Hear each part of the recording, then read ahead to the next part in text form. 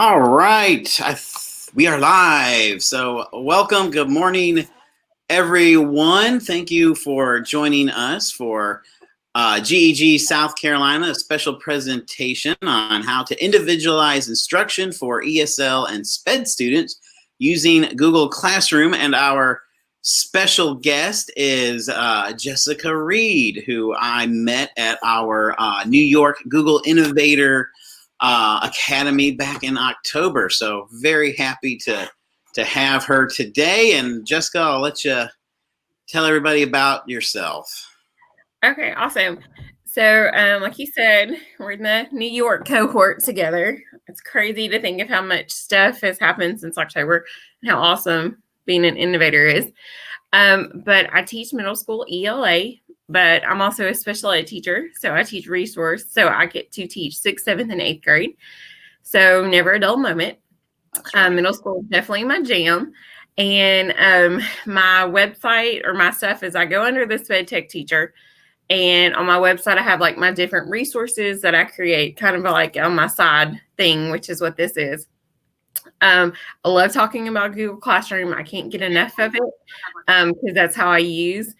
So I'm hoping anybody and everybody can get some tools from what it is. On a side note, I'm married to my husband, Robbie, and I'm supposed to at some point, I hope we get our fingers crossed, we bought a new car. So I'm very excited. We're getting it today. It's been delivered. I haven't had a new car in 10 years. I have an HHR, and bless it, it's on its last leg. So I'm super pumped to have a new car. And I have a 3-year-old Elizabeth, who you may hear sometime in the background, along with our dog Dexter. But I love to talk about Google. I'm also a Google for Education trainer. That's not my favorite thing. I am as an innovator for sure, because it's just been so cool to make all these connections with different people. So if we are ready, we will get started. Is that cool? That's good. If you have any questions, go ahead and put them in the chat, and we'll answer them towards the end or as we go along. And let's do it. Thank you, Jessica. Right. Yeah. Always, these kind of things are really fun, but I always like in person better because then you can actually see someone's faces. Like I can see yours. I gave a presentation one time and this person had a fan and they were fanning themselves, and on the fan it said stop. And I was like, are you good? Do you need something? And she was like, oh no, I'm fine. It was just like you read the person and it's just kind of funny. But what are we going to talk about? Why Google Classroom for ESL and Sped, and then different ways to individualize instruction for students and how I personally use it in my classroom. Because I always think that's important when you're in a presentation, if you can take something away from that saying, hey, somebody actually does use it. There we go. All right. So ELL students, so maybe EL or ESL, ELL, just depending on whatever region you are. These are students who may struggle with communication because English is not their first language. That doesn't always mean that they are from Mexico. It can mean that they are from anywhere outside the United States. So a lot of times, I've had students who are, for some reason their parents have moved over from China. Or I had a pleasure of having a student a couple years ago who was adopted from Japan. And so, their language obviously is not going to be English, their first language. So it can be from anywhere. It is our job as teachers to help them figure out the language and proceed past the barriers. So that is something definitely to think about. And then SPED students, which is what I'm very passionate about, is they are students who may have some type of academic or learning struggle or even behavior struggle. And sometimes I think teachers can consider them to be a bothersome, but they're not. They deserve every effort to be in equal opportunity in the classroom as their peers. That is why we have the free public education for the student's FAPE. And just because the student may not be able to complete an assignment one way doesn't mean that he or she can't do the assignment. It's just our job to help them figure out how they learn and show mastery of a subject. And it's also for students who may be considered severe or profound. Just because a student may not be able to verbalize what they are thinking, they still deserve just as much opportunity to participate in the classroom. And if you can do that through Google Classroom, that's awesome. And we just have to, as SPED teachers or even as general ed teachers, have to figure out how to help them get from point A to point B. So a lot of personalization comes with this. All right. So why Google Classroom? Well, my school's a Google. We use Google. And so it just, for me as a teacher, it makes my life easier. And, middle schoolers, they tend to lose papers. They can have everything in one place, especially if it's on a Chromebook, and they can work from anywhere, which, seems to happen now since the whole pandemic stuff. A lot of people are doing hybrid models. We are personally we have two options. We're either going back or you can do virtual school, but we don't know what's going to happen in the next year. The last 6 months of teaching have been the craziest I've ever experienced. I'm very glad not to be a first year teacher because goodness gracious, that would not be a fun way to start. And I have my little Bitmojis just because they're fun. All right, so how do we do this? There's a lot to it. And I'm going to talk through it, and I'm going to kind of give you some examples from my classroom, but I'll get there. I'm getting ahead of myself. All right, so SPED and ELL. All the strategies that we're going to discuss can be used for either group. They're not interchangeably, but both of them are considered groups who may need the extra help. You can also use this kind of information for gifted students or even just your regular students. You need to take what I've shared and you need to see if you can apply it to your own classroom. My biggest thing is, why reinvent the wheel when somebody's already done it? I mean, you can Google anything at this point and find somebody who has done something. And if it's already there, use it. Just make it to where you can use it for your classroom. All right, so if you are not aware, Google Classroom is kind of like a hub where you can share activities and do all kinds of neat things with your class. And I really enjoy Google Classroom because you can have all of your classes listed there. But one way that you can definitely help differentiate instruction for your students is by, if you are in an inclusion classroom, and an inclusion classroom typically is going to be where you have a general ed teacher and you have a special ed teacher. The general ed teacher is thought to be not like the master of knowledge, but their specialty is whatever the subject is, whether it's ELA or math. And then the special ed teacher comes in and that their specialty is how to take that material and make it work for their students, kind of. But the good thing about having co-teaching or collaboration in the classroom is that you get to have two people in a classroom working together in various different models. And in a dream situation, collaboration can make your life a lot easier. It's not meant to make it harder. It's meant to make the students, their learning experience, that much better, because you get to have two minds working together instead of one. So Google Classroom is a great way for doing that. You can set up a Google Classroom with a co-teacher for inclusion or push-in model. And a lot of times I know ELL or ESL students, instead of being pulled out maybe for resource or being pulled out for services, you have a push-in model, which is where you're going to have the ESL teacher go actually into the classroom. This would be a great way to do that as well. Each teacher is responsible for different activities, including updating the calendar to creating assignments. You're going to have just any and everything. And then the biggest thing about Google Classroom is that each teacher has access to all the work that the students complete, which allows both teachers to see how the student may be progressing in the class or where there may be some difficulties. So say you have a student who struggles with writing and you guys are doing station teaching, which may not be feasible this year, but you guys are doing station teaching and maybe you've talked about, the different type of sentences, and you're really concerned, does he really understand how to use quotation marks in a using exclamation marks and with quotation? Does he understand how discussion works and all that kind of stuff in a story when you're writing? And that's a very specific example, sorry. But if you have the Google Classroom where you have the student has their assignment and then you're able to pull it up to look so you guys can share it. As two teachers, if you're working remotely, you guys can look and be like, okay, well, he's saying this, maybe we need to work on this with him. It's just kind of a good way. It's like not an archive, but just a good location where everybody can have stuff. The one good thing about Google Classroom, and I'll talk more about this in just a minute, is that you can actually send individualized assignments to students. So that if you were, and it may not show up to other students.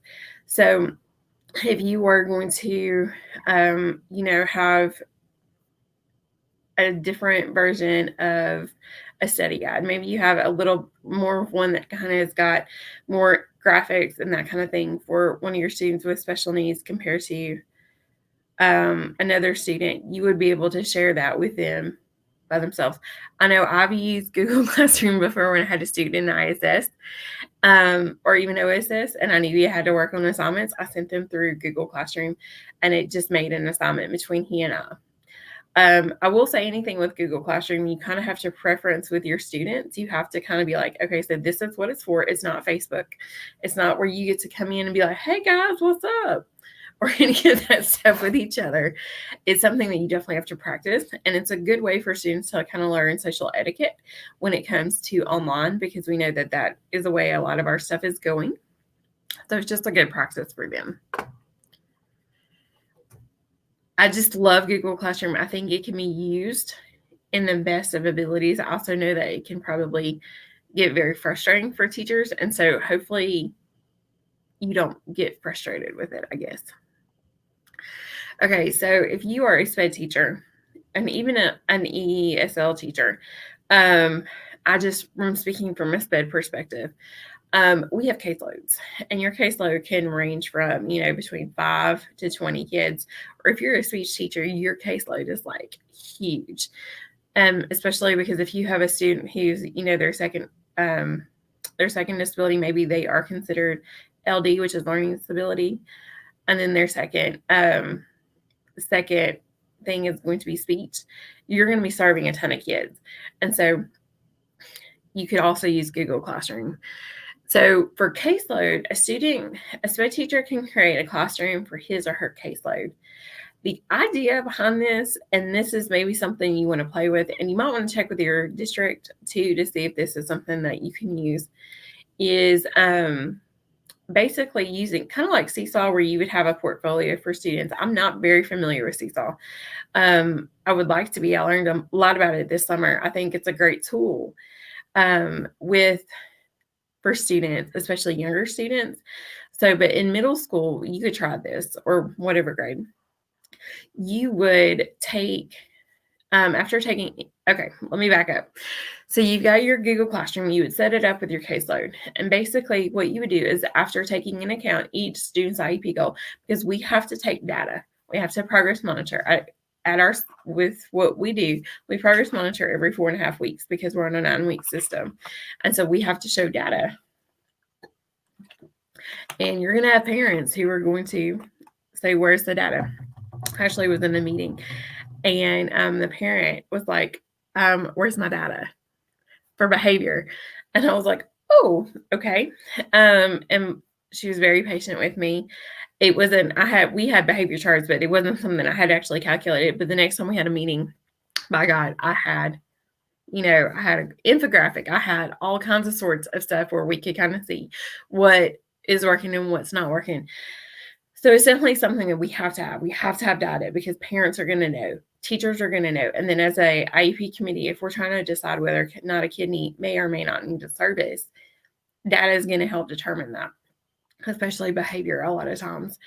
So, after taking into account for each student's IEP goal, you could actually send individual work to the student. You could do that, through a folder on a drive where you give access to only that student, or maybe even other teachers that you could share it with.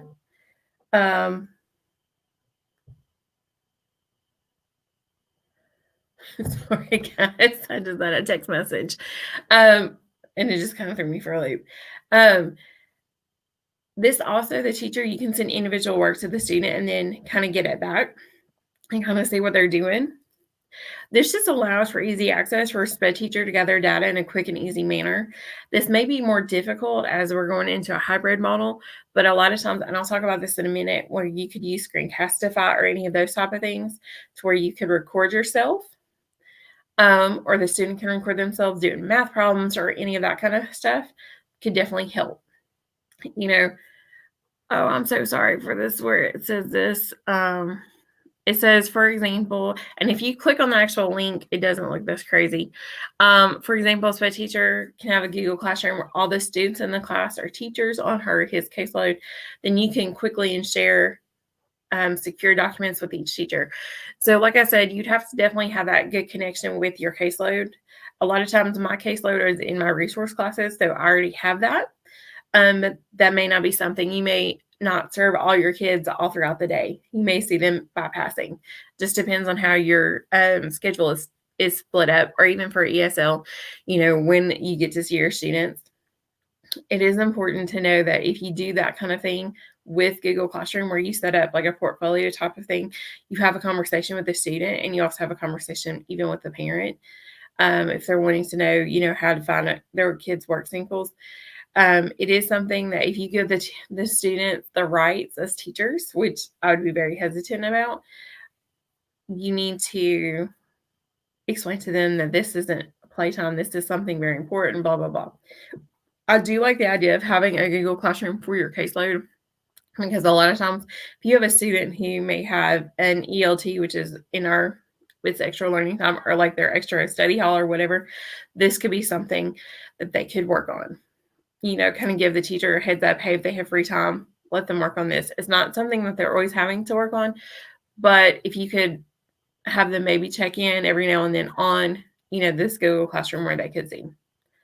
It's just a thought. It may or may not work for you.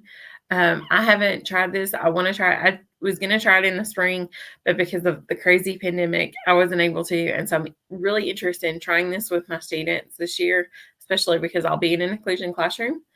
So I won't have as many resource classrooms or resource classes. So, and I would like to be able to keep up with my students, whether it's their math or any of that type of thing. It really just depends on what your goals are. We try to make sure that we have goals for students who are going to actually help them master something. But a lot of times, you may have a student who, say, maybe the 7th grade standard is that they write a 5-paragraph essay, but yet they don't have the prerequisite skill of being able to identify what a main idea is. So, their goal is main idea. You just have to make it work for you. So that's my little soapbox. All right. Like I said earlier, it's the same idea for ESL. You can use the same idea of sharing documents for your caseload. In the general ed classroom, you can collaborate with the students to see the progression of mastery of different subjects. Google Classroom is not the end all to everything. To me, Google Classroom serves as a hub.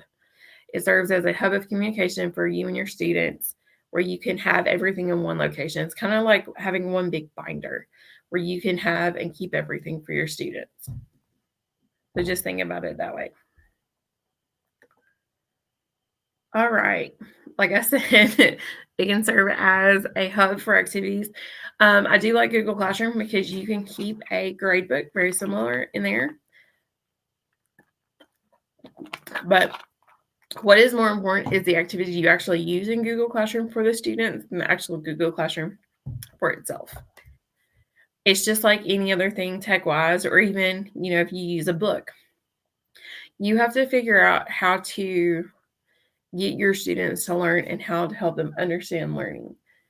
It is a hard thing. We are, unfortunately, now so many students come to us with so many different things that the only thing we may be able to control is it's like our classroom. And you have to figure out how to help them learn. And it's a hard thing. And I don't know if they really teach that in teacher prep programs anymore. That's not what I learned in my teacher prep program. My teacher prep was, the classroom management, red, yellow, green, the little traffic light, and everybody's great and everything's good. And then you actually get in the classroom as a first year teacher and you're like, oh, okay, I have a student who is on 4th grade reading level, but I also have a student who's on kindergarten. Like you don't really learn about that kind of stuff till you're actually in it. My student teaching was an all-inclusive gifted classroom. It was great. No behavior problems. I got to do so many cool enrichment activities, but it's not realistic. I'm not, as a first year teacher, going to have an all-inclusive gifted classroom. So I just think you have to kind of think about your students and the activities that you use for them. All right. Now, with that being said, because Google Classroom is right there connected to Google, and any of that stuff is going to be up here by those little jelly beans, it is important to know that you can use Google Activities, Google Docs, and all that different stuff with your students. I will say I'm not proficient in Microsoft. I really just use Google because it's easier to me. But I mean, it's the same thing. The biggest thing to me about Google that I enjoy is that, like, on Google Slides, you don't have to constantly save like you do in Microsoft. Or that always seems to what happen is when you type out this great activity and all of a sudden the power goes off and you've lost everything. Well, Google, you don't have to. All right. So with Google Docs, you can have a student can create an interactive study guide to be shared with one another with appropriate hyperlinks and activities. And so what this would do, any of these activities, you would take it and you would share it in your Google Classroom. And if you don't know what Google Classroom is or looks like, let me pull that up real quick. See if I can get in. And I don't know which one it's going to show with me because I have my two. I have my school account. Okay, so this is just mine. This is my personal, but here's my school. I apologize, guys. I just want you to actually see what it looks like if you've never done Google Classroom before. But here is an example of one of this would be mine. It looks like Facebook. And so basically you are able to kind of share something with the class. When you share something with the class, you can have to all your students. So then you could individualize it with your students. You can add whatever, and here's your information. Also with this, you can have your classwork can be different tasks, and it can be subject based off of whatever you want to do. And so then the students are able to find it, which is what I really like. And then, for example, I had a student this past year, I had to pull an essay for them as a work sample, and I was able to just find it real quick because they had done it through Google Classroom. So if you didn't know what Google Classroom looks like, this is what it is. I'm not going to show you the people or the grades just because I needed to archive this because it is one of my old students. But this is just exactly what it looks like. All right. So anyway, with that, you can put any of these activities. You just have to make them and modify them to or accommodate to your students. So for Google Docs, you can have students can create an interactive study guide to be shared with one another with appropriate hyperlinks and activities. And that way they can work on it together. Google Slides, this is one of my favorite things to do, and I'll talk more about that in a minute. You can create a share deck where each student is required for 1 to 3 slides based on the topic. Google Forms, students can reflect on a lesson in a safe space. This is really hard. This is a hard concept for many students, especially a student who may be ESL or SPED. If a student doesn't really understand the English language and may not feel comfortable sharing their thoughts, you could even have, do an extension like Google Translator or the Microsoft version and have them speak to text to speak. Or speak to text, and have them actually share their thoughts or even do a screencastify with them. But it's always important for our students to reflect upon a lesson, like maybe what did they think went well? What did they think needs to be improved? Did they not understand what was going on? Just kind of like an open, safe space for the students. This is something I really am going to try to be more intentional with this year because I do enjoy what my kids are thinking. And now, granted, in my small space, I think my biggest class is 10. So by the end of the year, we're pretty good with each other, and I can tell what they're thinking. But if you have a class of 30, and if maybe you're in an inclusion class and you see one of your students struggling, have that forum, and then you and your co-teacher can actually look at it and say, okay, maybe they didn't understand this. Maybe I need to actually pull this small group and work with them, or based off of this work sample, I can see that so-and-so is struggling. I just think it's something that is a really cool intentional tool to use with students, and having them focus on how reflection can help. And, as a teacher, for us to reflect upon something and maybe change, it's a good thing. That's one thing that's always, as teachers, we need to have the flexibility to always be changing and always be improving and always be learning, because things keep changing at such a rapid pace for us. All right, Google Forms is what I just talked about. Google Sheets. Google Sheets can use the sheets to organize materials for science experiments and create tables. This is just a cool tool for the students to be able to understand how to take information from maybe a paper to the computer.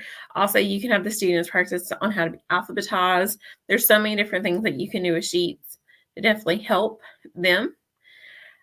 Google Sites. This is one of my favorite things to do, and to me, Sites is a very safe space because you can just keep it within those people who have access to the site.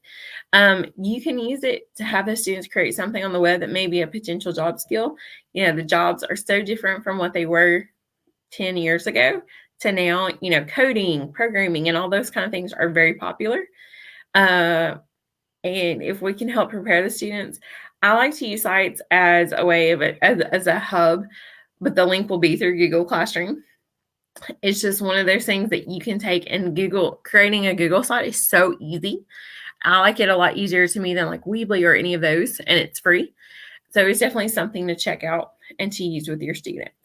And anytime that you can have a student do a PBL, which is project-based learning, you're going to have more enthusiasm and more determination from your students, because especially if they get to take student ownership of something, they're going to want to do it. Whereas if you tell them that they're going to do something, you might get a little form of resistance. Any type of way that you can have a student who may be struggling with the academic language to create something, like maybe they get to create a drawing through Google Draw, and they can share that with you, on a Google slide, or any of that type of stuff where they really get to take their knowledge and share it, you're going to have a better result. A lot of times I'm not a good writer, and that's unfortunate for me because of my innovator project.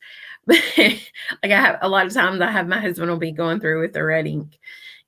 I write the way I talk. I love to talk. I could talk the wall off, the ear off of a wall.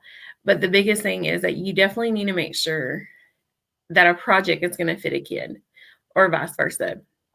As always, we need to take the information and just make it work for them. I'll get off my little tangent. Sorry.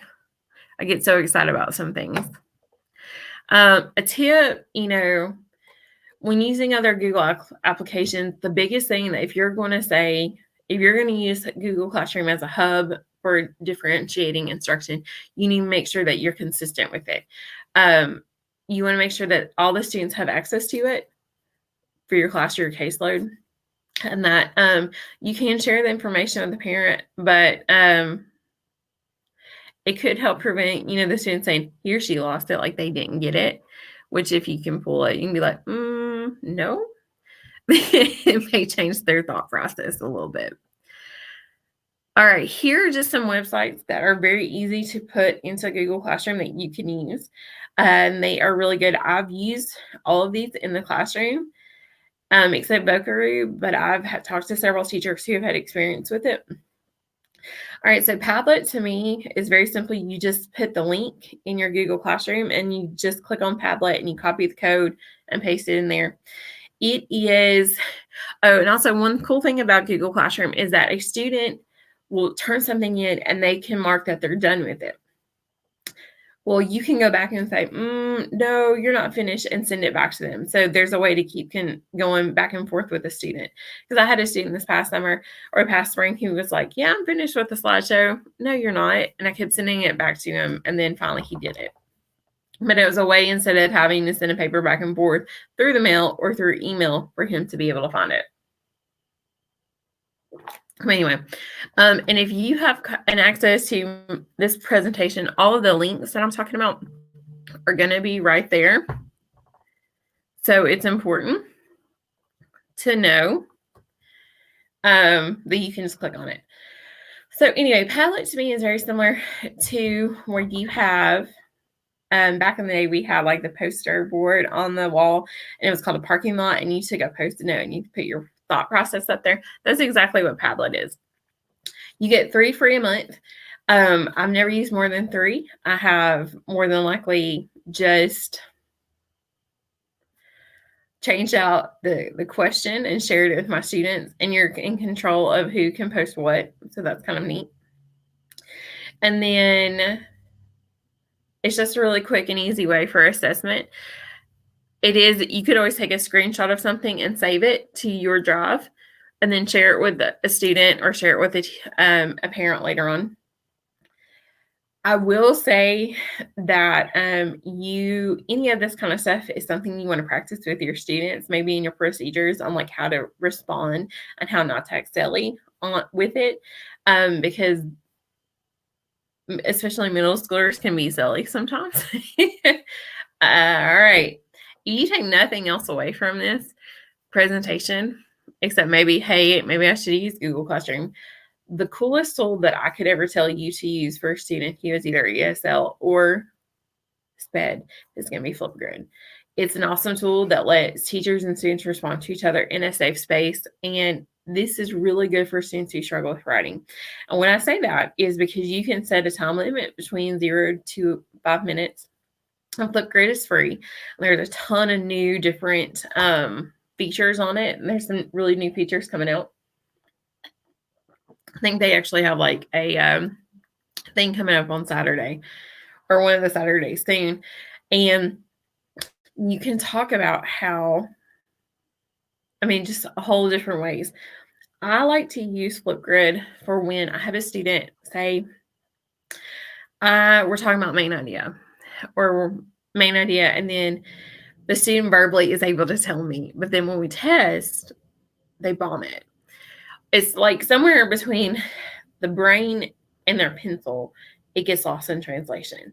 Well, Flipgrid can definitely save that. Now, I'm not saying always use Flipgrid, but it is one way to use it, and you can record and have that data. And it's very easy to put in Google Classroom. But say that you have a student who is very shy. They can go to the side, answer the question, take a selfie, which is always fun. You have record of them talking. If they are ESL and maybe they needed the help practice speaking English, this is one way. You can talk vocabulary with them. It's a safe space. The students may not look at each other unless you give them access. It is such a cool tool and so neat to use. And it is I was trying to explain this to our curriculum coach the other day. Like, if I know a student can verbally tell me something, to me, they mastered it. They may not be able to write it, but if they understand it, that's great. I don't do well on tests. I did awful on the SATs and the ACT, but yet here I am, I have all these degrees and all this kind of stuff. I do awful on tests. When our students take tests, they could have a really bad day. I think I actually took the ACT one day, and the night before, like, my boyfriend at the time broke up with me. It was like not a good time to take a test. Like there's always situations, and we can't control what happens with our kids. And so you can kind of, testing is one day a snapshot of a child. Flipgrid can just help prove, like, if a parent's saying, well, they can't do such and such, but they can, and you can show them. It's just a really cool resource. Definitely check out Flipgrid. Vocaroo is an online recording website that can be used for conversations and such. So what you could do is, if you were going to read a book to your students, you could actually read it, and that way the students could listen to it as they're looking, in a center or even at home. I will say that I got told that you have to save it as an MP4, and then you could just upload it to your Google Classroom. It is something that after a couple of weeks, it kind of deletes itself. Vocaroo would just be a good way to practice with a student. Maybe they need to hear themselves speak, and they can use it, and just to continuously work on the English language. The English language is probably one of the hardest languages to learn, just because of all of our different words, our different tenses, And, every single part of the country has such a different way of talking. I know, just from experience, in the South, we say ma'am a lot. Where I have a friend, when I went to Kentucky, I graduated from the University of Kentucky. One of my best friends is from Michigan. And I said, yes, ma'am, to her mama when I first met her. And her mom was like, why would you say that? There's just so many different dialects and so many different things. It's hard. Just like it would be hard for me to learn Spanish because there's so many different versions. If a student can practice speaking and maybe hearing themselves or even speaking to a partner and recording, it's going to help. All right, Gym Kit, this is just a fun and engaging activity. It's very similar to Kahoot. I have used it in my middle school classroom and my kids love it. It's just a way to review different topics. You can just put the link in your Google Classroom for review. Now, I will say there is a free version and a paid version. The paid version is just something that you could actually keep a record, just kind of like Kahoot, where you could have the assessment data. The biggest thing about Gym Kit is when it comes to Halloween, they've got zombies versus humans, and the kids get to play as teams.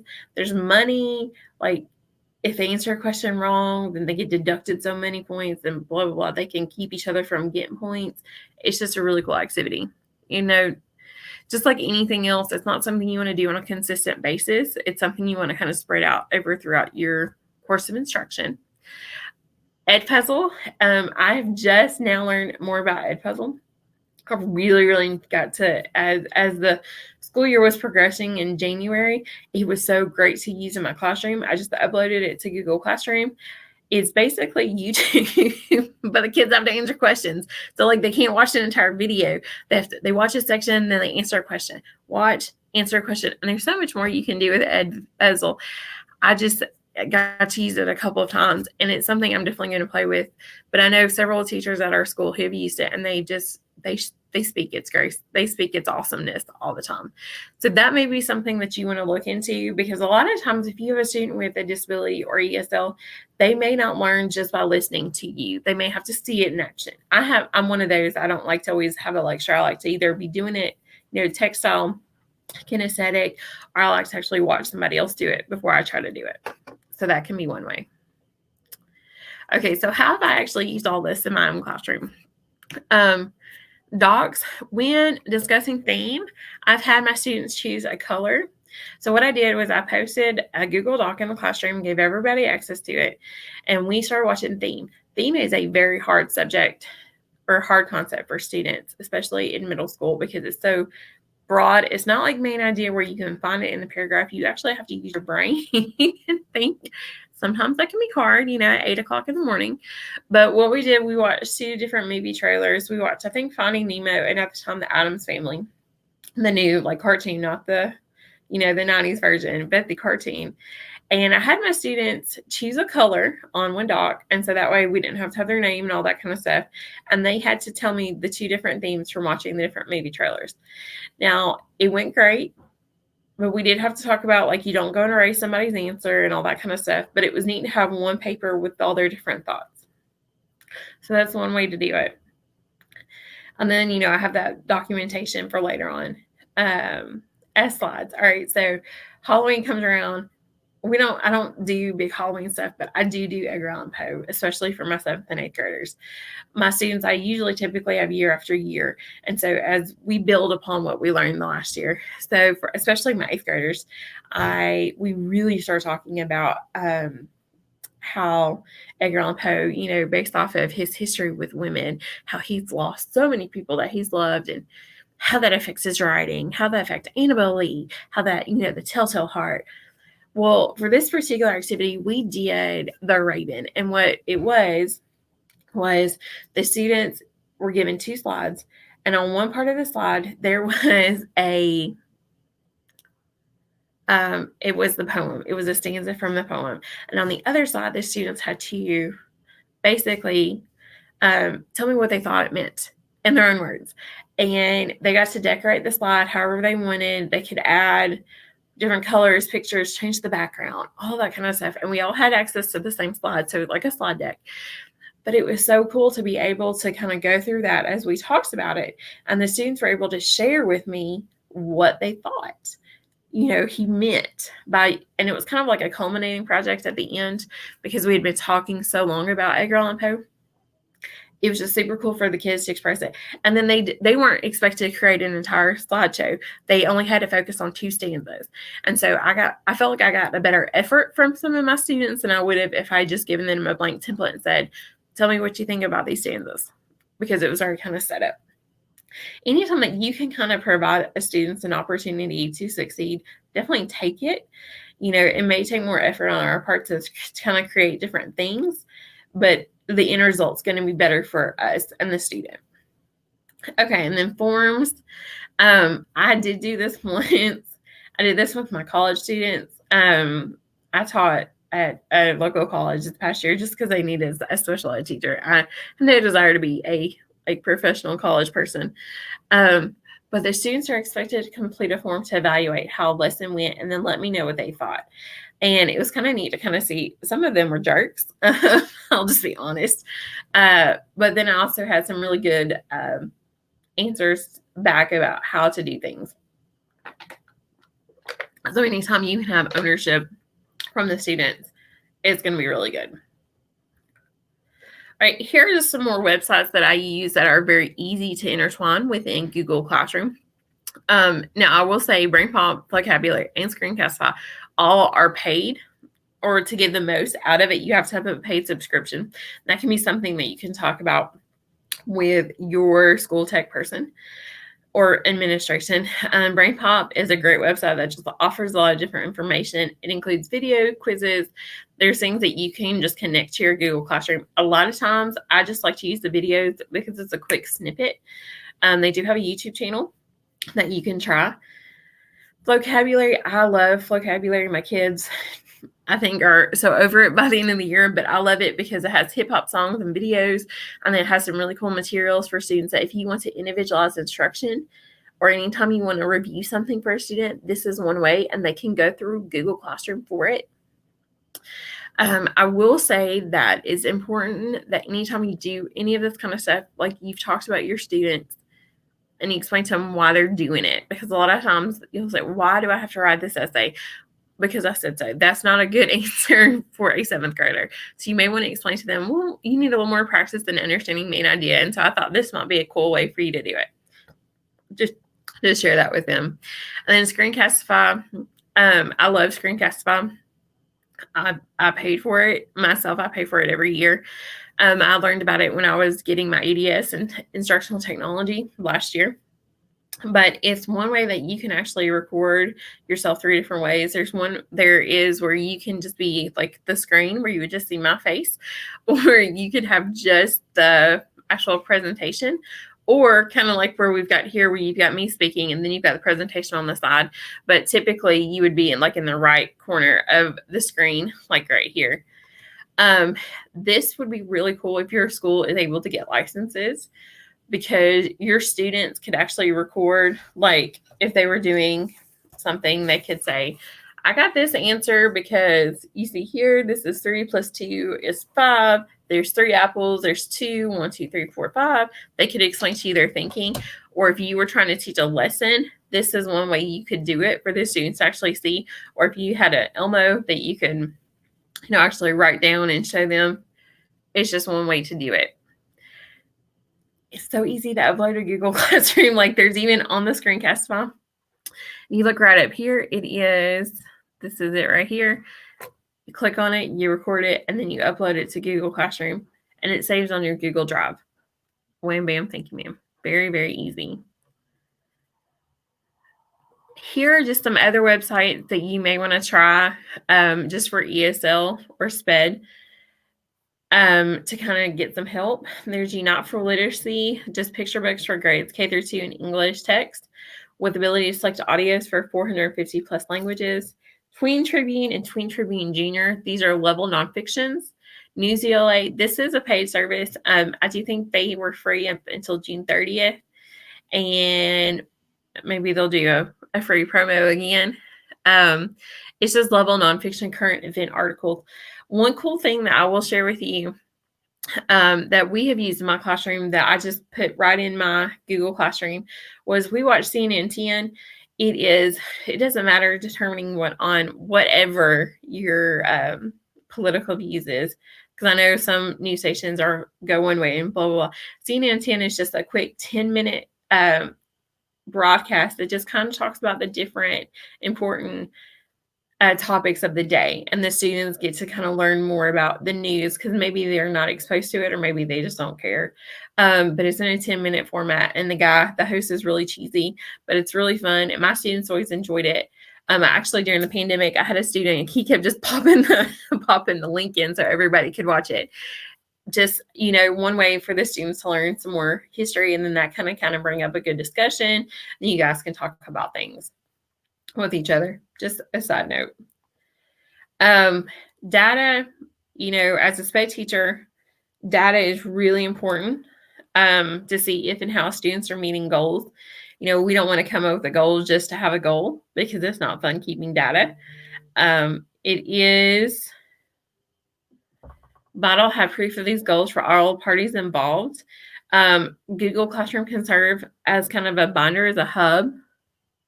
Oh, that's awesome. My kids love CNN 10. It's something to definitely check out, Stephanie. I just love it. And I just thought really quick plug for it. Google Classroom can serve as a data binder for teachers. And then as a teacher, you can just share docs or create a gathering tool to share all the information. If you're writing IEPs, you could create a form and share it with staff, and then have them come back. That way you could actually just already have surveys created about your student. Data is really important. IEPs are legal documents. At any point, you could be pulled into court based off of the documentation, and it's always important to have that. That's definitely one of my goals this year, is to be much more intentional with my data. I'm married to an attorney, so I hear about court. I have no desire to go to court. So, just being intentional with your efforts, because our students deserve that. All right. And then here's just some 5 ways to avoid disasters with Google things. And this could just not be just Google Classroom. Like I said, and I know I keep harping on this, but Google Classroom is not the end all to save all. It's just a hub for all your activities. It's what you put in Google Classroom to help your students. And if you have to send 45 vocabulary lessons for individualized instruction, you're doing awesome. It may seem stupid to some people, but if you feel that you are helping your kids by providing them with this resource, then you do you, boo. You don't need to worry about what Shelly down the street is doing or what so-and-so is doing on Instagram. That's the one thing I hate about I love Twitter. Twitter has been fabulous, social media. Twitter has been fabulous because I've made all these connections and I'm learning so many different things. And you can post a question on edgy Twitter and somebody's going to share an answer to you. But if you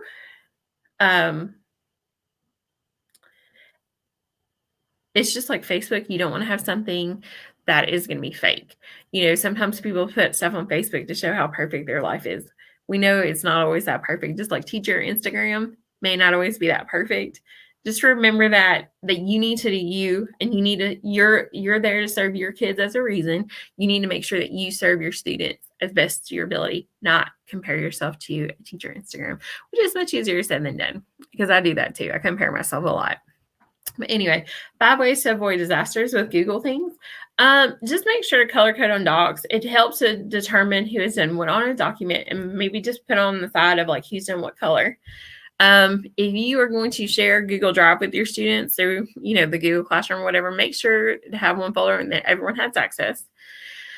I do love on Google Docs or Google anything, basically, you have the revision history, because I have so-and-so did something in my paper.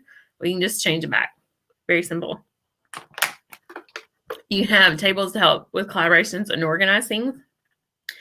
And then if you are going to have the students, look back and forth and like maybe do peer editing, they can use the comment feature and all, and just add thoughts and cheats for revisions. I will tell you, I love Google Docs, especially when my kids first start out with me, because they'll be typing and then I can type, they've gone through Google Classroom, they've clicked on the doc, they clicked on the assignment.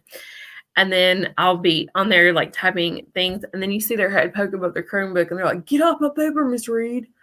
put a period with the sentence or capitalize your name. That's something that we seem to forget sometimes. So you just have to make it work for you. There is really no right or wrong answer. It's just whatever you think is best for your students. This is my one-est thing. Breathe. This is a lot of information. You may already have known some of this stuff. I promise this can make your teaching life easier. Once you practice with your students and you set the norm for your Google Classroom, you will be a rock star. Just remember that we're there to help the students understand the material the best way he or she can. If you want some more ideas, I just thought this was really cute. The little penguin.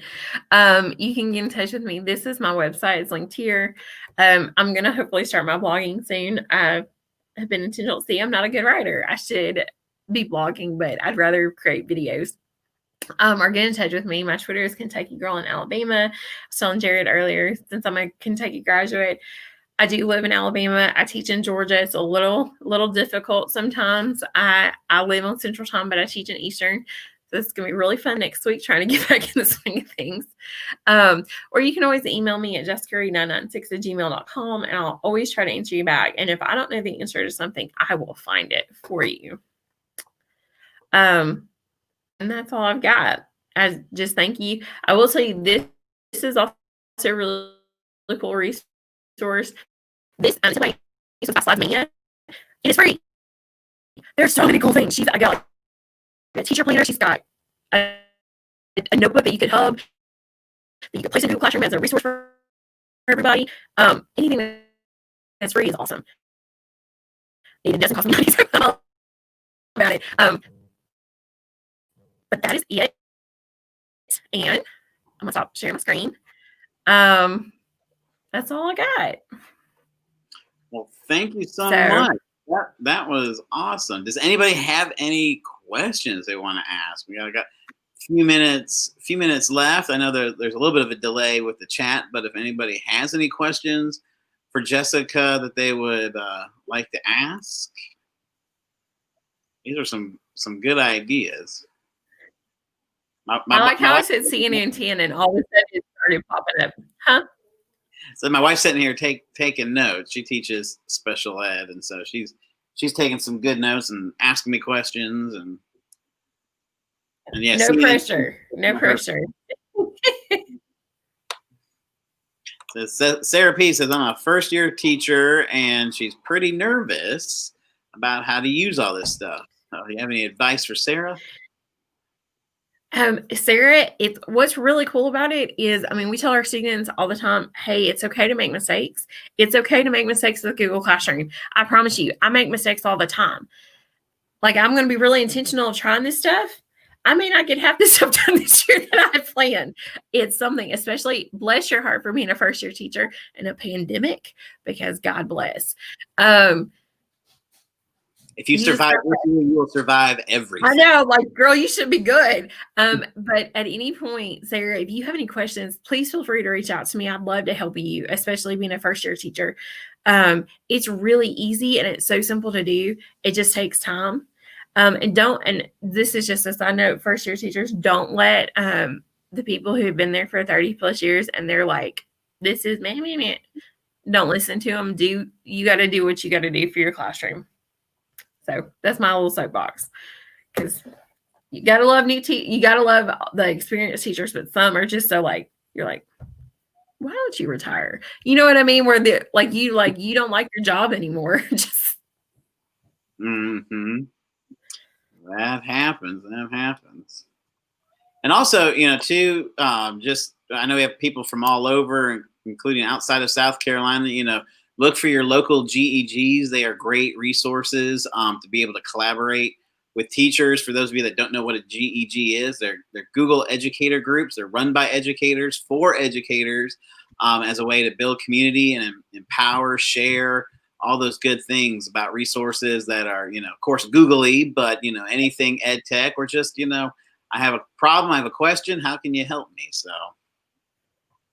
I will tell you another really good, besides the GEG, is if you're not on Twitter, to definitely That's awesome, Betsy. Definitely. That's awesome that you're hands-on and you've been 33 years. I bet this year is probably like no other year you've had or is going to be. Edgy Twitter is fantastic. I can't tell you how many. I didn't even know about the Google Innovator stuff till I got on Edgy Twitter, and that was like the. Oh, I'm so glad it's been helpful. Good, thank you. I appreciate that. I was really nervous when I was making the presentation last night. As I was like listening to Hamilton because that's what I do. But Edgy Twitter is probably the best thing that I could, if I was to suggest someone any type of social media to do, it's definitely Twitter because it's like I don't feel very judged. You know what I mean? Like, and there's only 180 or whatever the limit is. It's just a good way to make connections. So that's right. It really is. I preach it all the time. Build your personal learning networks, your communities, your PLNs, your PLCs, whatever you call them, because they can be really helpful when you can collaborate with people with different experiences, different walks of life, because we kind of get hunkered down in our buildings and within our own little bubbles. And so it's really good to be able to Twitter or anything, just reach out to other educators and say, hey, help, I have an idea, or what do you think about this? It's good to have that. Jacqueline says she's transitioning from Microsoft Teams to Google Classroom. So yeah, that was very helpful. So good. I haven't used anything Microsoft in so many years. I don't ever want to do anything Microsoft. You know, I need to work a little bit better on it because I think some of our people still use Microsoft Office. My husband still does. And I mean, that's how he writes all of his stuff. And I'm like, Google to me is so much better. Sarah P, it's okay if you don't have a Twitter. Girl, just email me and I'll help you out. No problem. Just email me. That's right. Social media, there's a lot of bad with it, but there's also a lot of good with it. Especially with the teacher groups that have popped up all over Twitter and Facebook this summer because of the pandemic. You know, Jessica we were mentioning earlier. She and I found the Slides Mania Facebook group, which is a great way to look for Google slide decks that are pre-made, like the design that she used, and I've used quite a few of their designs. So there's the Bitmoji Google groups where teachers are creating their Bitmoji classrooms and sharing them out. So that's really neat to see. So. And Jacqueline says she's in year 19, but she starts to feel like a new teacher. I think we all feel that way. Not knowing what we're watching. I completely feel that way. Yeah. Even I'm a digital learning coach. I feel like I don't know what we're doing just yet or what I'm going to do just yet. Yeah. My email is going to be on the slideshow. So if I'm guessing you guys are going to Jared's got my resource, so he can post it. That's the bit.ly link.